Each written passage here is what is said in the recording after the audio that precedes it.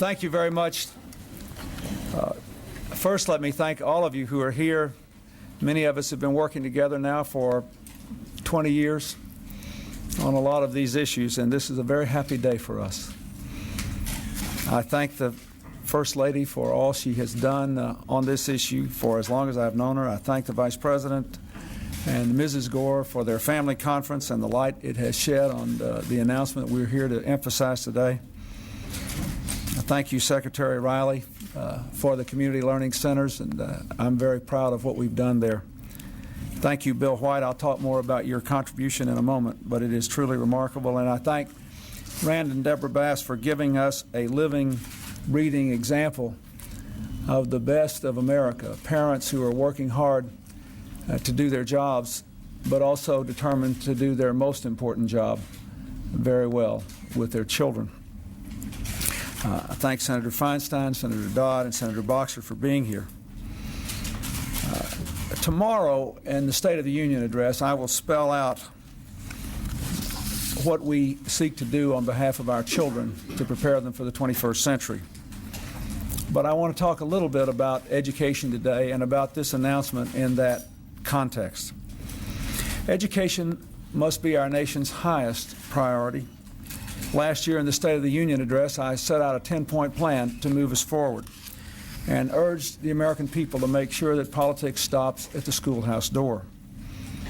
Well, we made a lot of progress on that 10-point plan.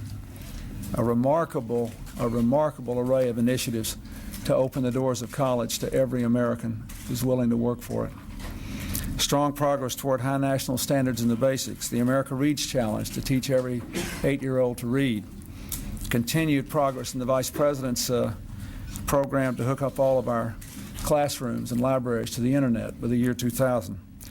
This has been the most important year in a generation for education reform. Tomorrow I'll set out the next steps on our continuing road. First, I will propose the first ever national effort to reduce class size in the early grades.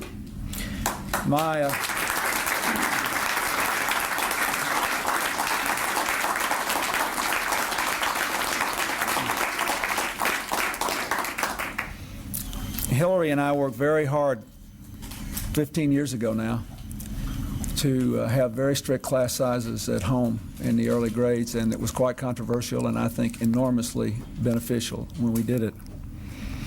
Our balanced budget will help to hire 100,000 teachers who must pass state competency tests, but who will be able to reduce class size in the first, second, and third grades to an average of 18 nationwide.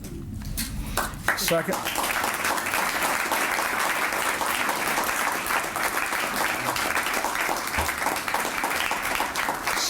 since there are more students and there will be more teachers, there must be more classrooms. So I will propose a school construction tax cut to help communities modernize and build new schools.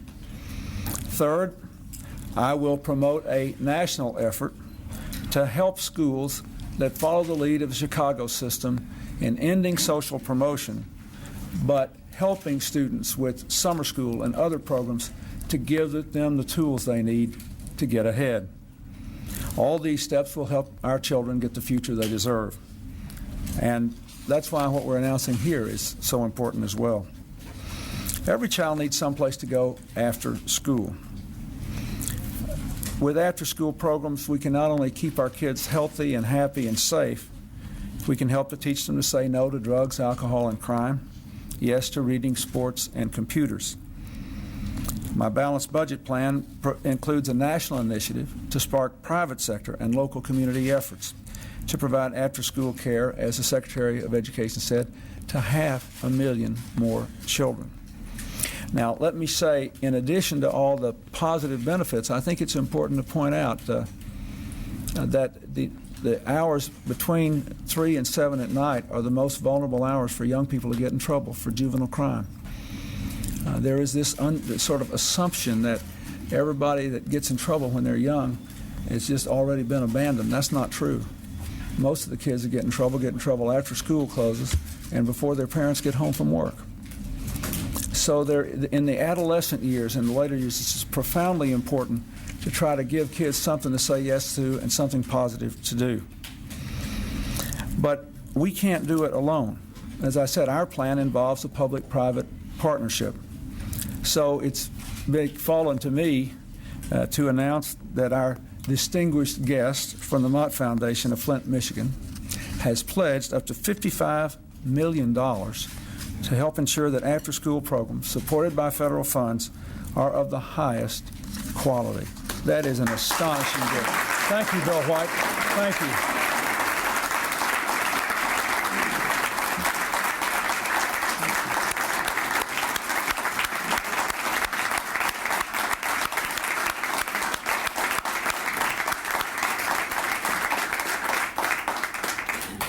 We are determined to help Americans succeed in the workplace, to raise well-educated, healthy kids, and to help Americans succeed at the toughest job of all, that of being a parent. And the Mott Foundation has gone a long way toward helping us. I thank them. Now, I have to go back to work on my State of the Union speech, and I worked on it till pretty late last night.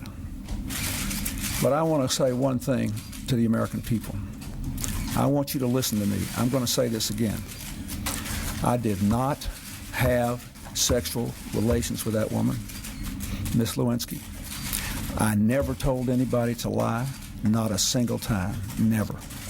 These allegations are false, and I need to go back to work for the American people. Thank you.